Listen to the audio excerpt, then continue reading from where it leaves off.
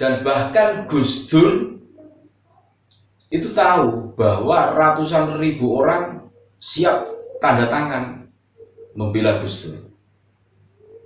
Tapi apa yang beliau katakan? Wis bali wis ngurusono anak bojomu. Ora usah ngurusi aku.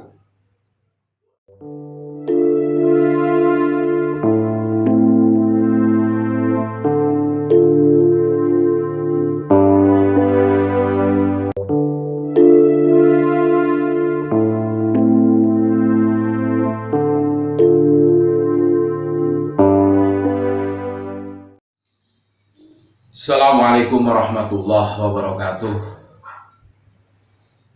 Salam damai, salam rahayu, salam sejahtera, salam NKRI harga mati. Dan kami ucapkan terima kasih kepada sedulur-sedulur, sahabat-sahabat, saudara-saudara, subscriber semua yang dengan setia selalu mengikuti channel Bejo Donya Akhirat. Terima kasih. Semoga keberkahan selalu terlimpah untuk kita semua. Pada video kali ini kami akan bercerita tentang sejarah. Indonesia punya sejarah kelam tentang pelengseran seorang presiden yang tidak bersalah. Siapa presiden yang tidak bersalah? Dan sampai detik ini pembuktian atas salahnya itu tidak bisa dibuktikan. Beliau adalah Gus Dur. Banyak orang yang bercerita bahwa Gus Dur itu bukan orang sembarangan. Mimpa di auliyaillah, setengah saking kekasih-kekasih Gusti Allah, Gus Dur. Apa-apa yang disampaikan Gus Dur hari ini terjadi. Suatu ketika Gus Dur bilang bahwa ada orang-orang yang melengsarkan beliau menjadi gelandangan politik. Ini sejarah dan kita harus tahu. Jadi para sengkuni-sengkuni itu melengsarkan Gus Dur dengan kesalahan-kesalahan yang dibuat-buat. Ya kasus Brunei Gate, Bulog Gate, barang itu dulu itu seperti itu. Tapi Gus Dur menerima, beliau dengan sukarela pergi dari istana karena dituduh, difitnah melakukan kesalahan-kesalahan. Ini sejarah kelam. Dan bahkan Gus Dur itu tahu bahwa ratusan ribu orang siap tanda tangan membela Gus Dur. Tapi apa yang beliau katakan? Wis bali wis ngurusono anak bojomu. Ora usah ngurusi aku. Bahkan Gus Dur mengeluarkan statement yang sangat luar biasa. Hamba yang masih silau dengan kedudukan jabatan adalah hamba yang amatiran.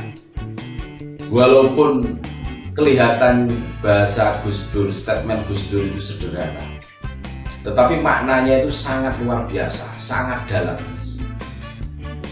Hari ini polemik nasab ini membuktikan apa yang dikatakan Gus Dur, hamba yang masih silau dengan jabatan, dengan dunia, itu adalah hamba yang amatiran. Dunia itu ada harta, tahta, wanita, jabatan, itu dunia. Nasab termasuknya.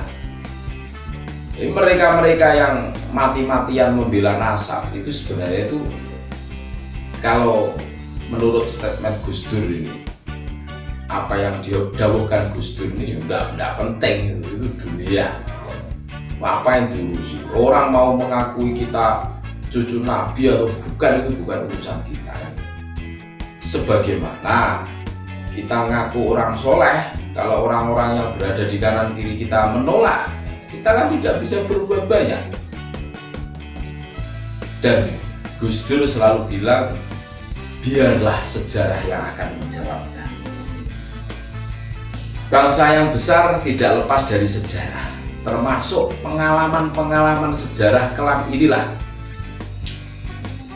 yang harus betul-betul kita cerna. Sengkuni-sengkuni yang memfitnah Gus Dur seakan-akan bersalah dan harus lengser dari kursi kepresidenannya, itu bermesraan dengan mereka-mereka yang di situ itu mengaku cucu Nabi. Bagaimana mungkin tidak bermesraan, guys? Di reuni, di demo, aksi demo 212, mereka bergabung jadi satu karena visi misinya itu sama. Kalau kita itu betul-betul jeli, mereka itu pengen mengganti presiden yang baru-baru ini, people power, jargonnya turunkan Jokowi, maksulkan Jokowi, kan gitu. Pemerintahan Jokowi kebanyakan utang, era Jokowi PKI muncul. Nah, isu yang diusung mereka itu jiplek-plek persis dengan mereka yang mengusung khilafah, mengusung NKRI bersyariah, persis. Kegelisahan teman-teman dengan fenomena-fenomena seperti ini loh yang menyemangati teman-teman semua untuk menyuarakan kebenaran. Kalau kita diam saja, kalau kita di zona nyaman, ya bahaya untuk kebersatuan NKRI, untuk kelangsungan NKRI. Jangan sampai sejarah kelam bangsa ini akan terulang kembali. Orang yang baik difitnah menjadi orang yang tidak baik, terus harus dilengsarkan dari kursi. Itu sejarah kelam. Agama selalu mengajarkan kepada kita, agama Islam selalu mengajarkan kepada kita untuk menciptakan sejarah baik. Untuk apa kita harus mencetak sejarah baik? Tentunya agar anak cucu kita itu menjadi baik. Wong mencetak sejarah-sejarah busuk, ya anak cucu kita akan menjadi generasi busuk. Logikanya seperti itu. Makanya disinilah pentingnya menjaga NKRI dari rongrongan mereka-mereka yang berfaham khilafah, berfaham NKRI bersyariah, yang mau mengganti ideologi Pancasila, yang mereka itu sangat pintar dan lihai berkamuflase. Seumpama ditanya, kamu setia kepada NKRI apa tidak? Setia. Tapi faktanya mau meruntuhkan NKRI. Polanya setiap demo yang diusung jargonnya, bunyinya atau aksi bela Islam, tapi sampai di TKP biasanya turunkan Jokowi, maksulkan Jokowi. Nah ini bahaya. Kalau dibiarkan bahaya. Tugas kita bersama adalah menjaga Nusantara, menjaga kedaulatan Indonesia semampu semaksimal kita. Hari ini polemik nasab terus bergulir.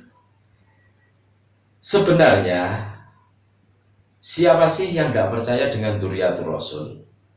Kan gitu.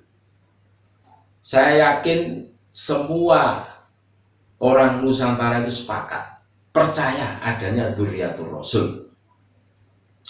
Saya pastikan percaya. Tetapi yang menjadi muskil adalah pada saat mereka hanya mengaku-ngaku saja tanpa bisa membuktikan dirinya itu bahwa betul-betul cucu Nabi, terus haliahnya, perangainya, perilakunya bertentangan dengan apa yang diajarkan oleh baginda Rasulullah SAW kan menjadi pertanyaan besar. Yang maksum itu hanya baginda Rasulullah SAW. Jadi jangan percaya mereka itu maksum. Cucu yang keberapa tidak jelas enggak, hanya pengakuan mereka kan gitu. Dan banyak sekali doktrin-doktrin halu yang mereka tanamkan kepada pengikut-pengikutnya agar mereka pengikutnya tersebut membela mati-matian. Ya tentunya berdasarkan kepentingan mereka. Pengikutnya itu dihipnotis, didoktrin biar mengikuti perintahnya. Makanya ngeri Indonesia jangka panjang kalau fenomena-fenomena seperti ini dibiarkan. Ini bisa mengoyak-ngoyak persatuan Indonesia. Seseorang akan berpikir ulang apabila mau mengaji, karena ada doktrin satu Habib bodoh lebih baik daripada 70 kiai yang alim. Nah, itu akan menjadi tolak ukur, menjadi pemikiran banyak orang. Makanya kita harus belajar sejarah biar tahu tugas kita itu apa, terus yang harus kita suarakan itu apa. Itu mudah-mudahan kita semua tetap komitmen menjaga NKRI. Karena apa? NKRI adalah rumah kita bersama. Di sini kita hidup, di sini kita ngurusi anak buju, di sini kita ngurusi keluarga kita, di sini kita ibadah. Kita harus bikin rumah kita bersama itu sedamai mungkin, sekondusif mungkin. Jangan bikin heboh. Karena seumpama terjadi sesuatu yang tidak mengenakan, yang tidak enak itu kita sendiri. Dampaknya kita sendiri yang akan merasakan. Terima kasih. Salam NKRI harga mati. Assalamualaikum warahmatullahi wabarakatuh.